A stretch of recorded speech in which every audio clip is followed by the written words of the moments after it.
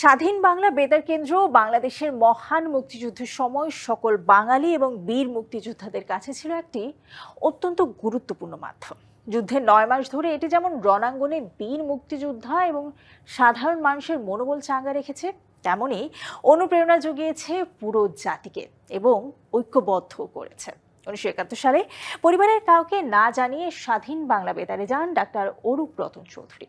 খেয়ে না খেয়ে অগ্রজদের সাথে যেখানে কাটানো দিনগুলো স্মৃতি আজও অমলিন এই শব্দ সৈনিকের কাছে।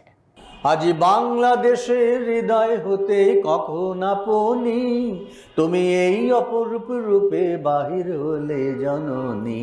ওগো মা, তোমায় দেখে দেখে আঁখে না ফেরে, তোমার দুয়ার আজি খুলে গেছে সোনার মন্দিরে। ওগো মা। স্বাধীনবাংলা বেতার কেন্দ্র শোনার সাথে সাথে আমি সেখানে যাওয়ার জন্য বাসা থেকে একদিন ভোরে একাই বেরিয়ে যাই এবং আজিমপুরে আমাদের কোয়ার্টারে আমরা ছিলাম।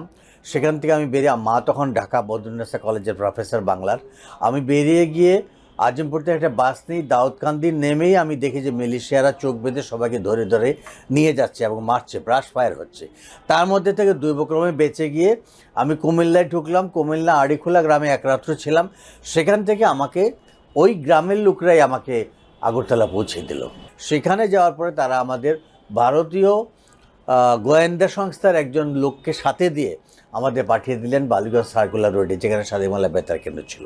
এই আমার প্রথম স্বাধীনবাংলা বেতার কেন্দ্রে আসা, সেটা জুলাই মাসের শেষের দিকে। তো আমি যখন স্বাধীনবাংলা বেতারে যাই তখন গানগুলো তখন কোরাস গান সবগুলোই হতো। আমাদের উস্তাদ সমর দাস, অজিত রায়, এরা কিন্তু আমাদের গান করাতেন।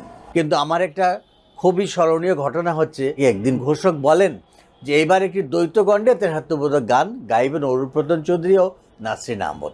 এই প্রথম স্বাধীনবাংলা বেতার কেন্দ্রে আমার নামটি প্রচার হলো এবং বাংলাদেশে আমার বাবা মা ভাই বোন সব জানতে পারলো যে আমি জীবিত আছি।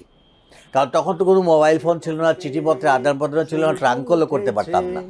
রক্ত লাল রক্ত লাল রক্ত লাল, জোয়ার এসেছে গণসমুদ্রে, রক্ত লাল রক্ত লাল রক্ত লাল। গানগুলা তৈরি হওয়াটাও কিন্তু একটা অদ্ভুত ব্যাপার ছিল। মনে করেন যে আজকে একটা গান লেখবার জন্য গৌরীপ্রসন্ন মজুমদার আসলেন, তিনি বসে গেলেন সমরদার সঙ্গে, বসতেছেন এবং লিখতেছেন, সুর করতেছেন, লিখতেছেন। সকাল থেকে শুরু করে বিকাল দুপুর চলে যাচ্ছে, সন্ধ্যার পরে আমাদেরকে ডাকতেন, তোমরা এখন আসো স্টুডিওতে, গান রেকর্ড হবে, রিহার্সেল হবে। তা আমরা আবার ওই গানগুলো রিহার্সেল করে রেকর্ড করা হতো। আবার রেকর্ডের পরে তখন তো স্পুলে রেকর্ড হতো, কিন্তু স্পুলটা আবার পাঠিয়ে দেওয়া হতো যেখান থেকে বাজানো হয়। তো প্রতিদিনই কিন্তু এরকম একটা ঘটনা ঘটতো। এইটা অনেকেই স্বীকার করেন বা না করেন। আমরা মনে করি স্বাধীনবাংলা বেতার কেন্দ্রটি একটি সেক্টরের মতো কাজ করেছে। যেমনি প্রত্যেকটা সেক্টরে মুক্তিযোদ্ধারা যুদ্ধ করেছেন রাইফেল হাতে নিয়ে, মেশিন গান হাতে নিয়ে, তেমনি আমরা কিন্তু যুদ্ধ করেছি আমাদের কণ্ঠ দিয়ে। তো এই গানগুলা তখন মুক্তিযোদ্ধারা যেমন শুনতো, বাংলাদেশে যারা বাঙালিরা ছিল তারাও কিন্তু শুনতো। এবং এই স্বাধীনবাংলা বেতার কেন্দ্র থেকে কিন্তু প্রতিনিয়ত খবর প্রচারিত হতো। যেমন আজকে মুক্তিযোদ্ধারা কোন কালভার্টটি, কোন সেতুটি, কোন ব্রিজটি উড়িয়ে ফেলেছেন, গুড়িয়ে দিয়েছেন, কোন পাকিস্তানি হানাদার বাহিনীকে হত্যা করেছেন, এগুলো কিন্তু সব নিউজের মধ্যে আসতো, আপডেট নিউজগুলা। এবং তারা জানতে পারতেন, তখন বুঝতে পারতেন, এবং এই নিউজগুলো শুনে শুনে তারা কিন্তু স্বপ্ন দেখতেন যে বাঙালি যুদ্ধে এগিয়ে যাচ্ছে এবং দেশ একদিন স্বাধীন হবে। বিজয় দিবসের দিনটা আমাদের খুবই একটা স্বপ্নের মতো মনে হয়েছিল। যখন আমাদের বলা হলো যে এইদিকে সারেন্ডার হয়ে গেছে এবং আমাদের বিজয় হয়ে গেছে, আমরা হতভম্ব ছিলাম। এবং তখনই আমাদেরকে বলা হলো যে তোমরা স্টুডিওতে আসো, এখন একটা গান করা হবে অজিতদার নেতৃত্বে।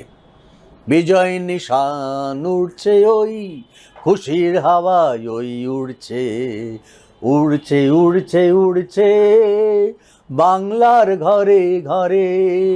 এই গানটা শুরু হলো এবং এই গানটার মাধ্যমে আমাদের বিজয়টাকে আমরা নিশ্চিত করলাম। সুতরাং আমরা কিন্তু যেহেতু কণ্ঠশিল্পী ছিলাম ওই সময়, আমরা কিন্তু গান দিয়ে বিজয় দিবসের গানটা আমরা কিন্তু প্রচারের জন্য পাঠিয়ে দিলাম। এটা কিন্তু একটা ঐতিহাসিক একটা ঘটনা।